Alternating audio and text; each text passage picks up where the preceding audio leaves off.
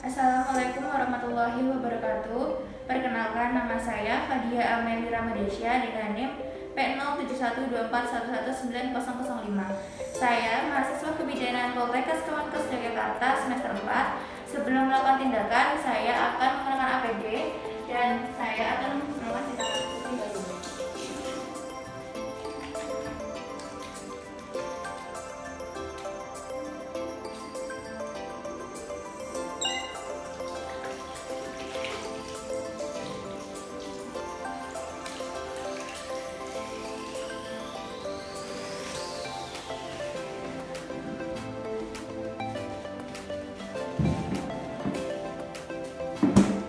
Selanjutnya, saya menggunakan Google.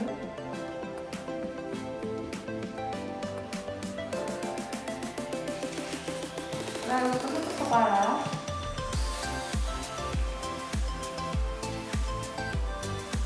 Masker. Lalu dilanjutkan menggunakan apron.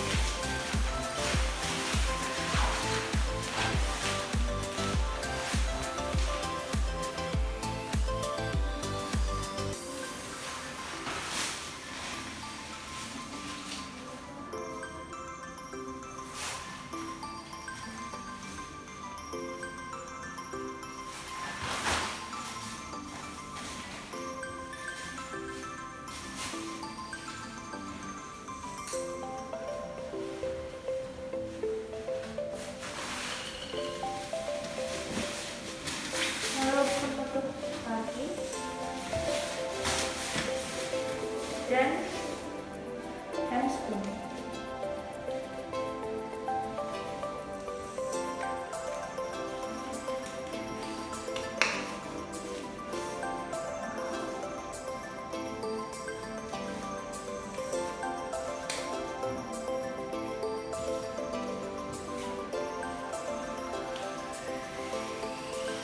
Siap langsung melakukan tindakan.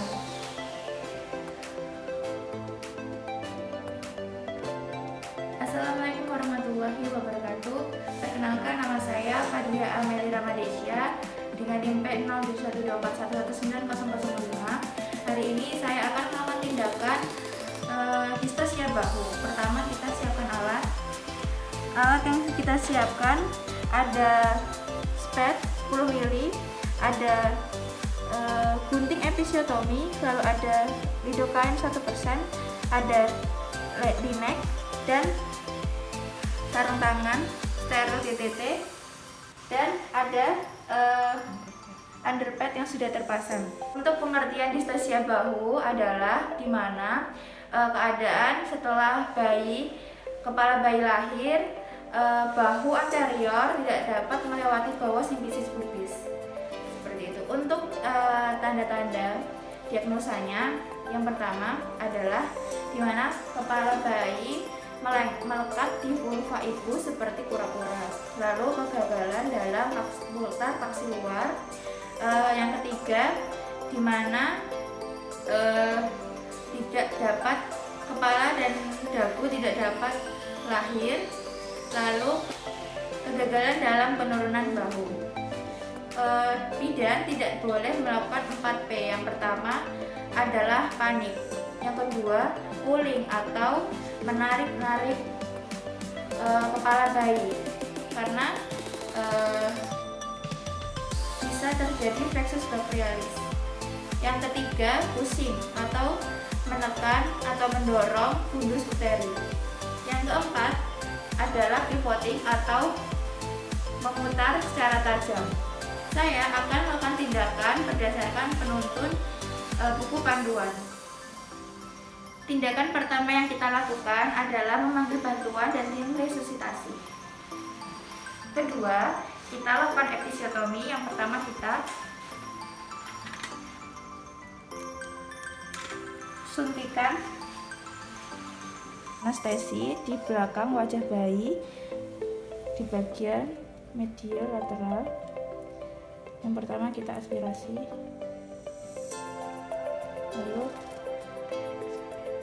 sambil ditarik kita suntikan. Setelah itu kita gunting menggunakan gunting episiotomi di medial lateral ibu.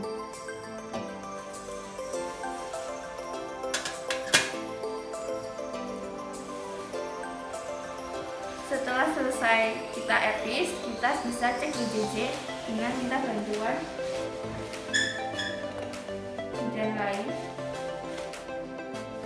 Setelah DJJ baik, kita bisa lanjutkan untuk manuver microbird, yaitu yang pertama kita posisikan ibu seperti flower, lalu kita minta ibu untuk mengangkat kedua kakinya mengarah ke arah dada ibu, lalu minta bantuan bidan untuk memegang bawah muka ibu dengan bidan utama tangannya biparietal.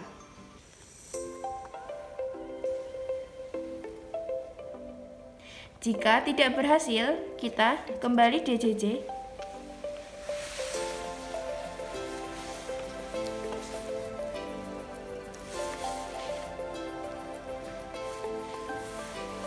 Setelah DJJ baik, kita bisa lakukan manuver kedua, yaitu Masanti. Posisinya bidan lain menekan suprapubik ibu ke arah bayi, lalu bidan utama tetap biparietal. Jika tidak berhasil, kembali cek DJJ.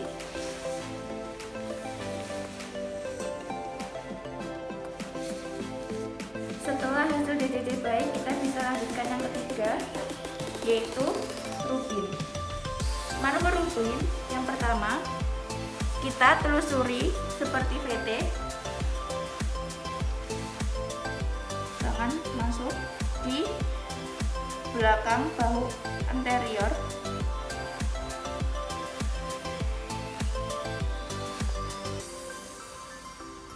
agar tangan bayi menekuk ke arah dada.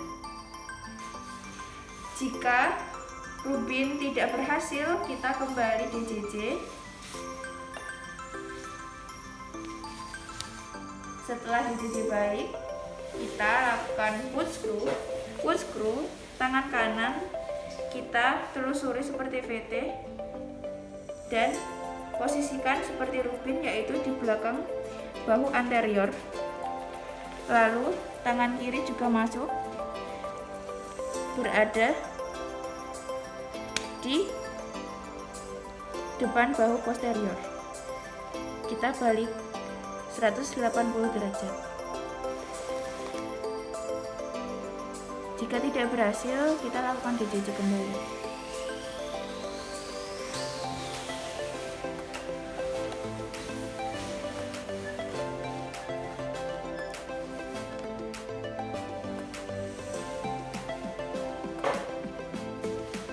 Selanjutnya, kita lakukan manual removal of posterior arm. Manual removal of posterior arm yaitu kita telusuri tangan kita sampai ke fossa antepubiti. Kita tekan. Dengan otomatis tangan bayi akan menekuk ke arah dada. Lalu selanjutnya, jika sudah tertekuk, kita bisa telusuri lagi ke arah jari-jari bayi.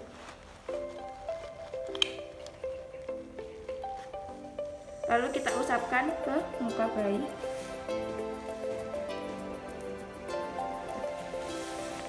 Jika tidak berhasil, kita bisa lakukan all four maneuver atau merangkak.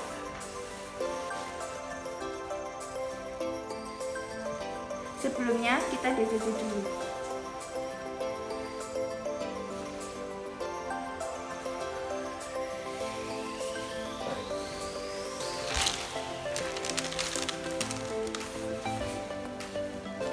Manuver selanjutnya adalah merangkak atau yang disebut all four maneuver, yaitu melahirkan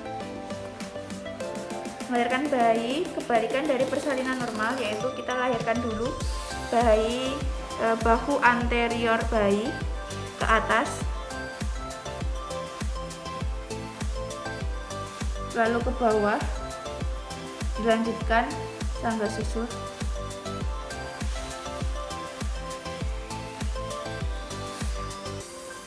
Jika tidak berhasil, kita kembali kan posisi terlentang.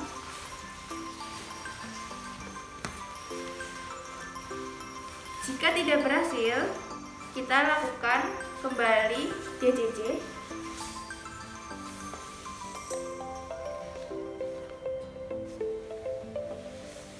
Untuk manuver selanjutnya hanya dilakukan oleh tenaga medis yang profesional, yaitu kledotomi atau simfisiotomi.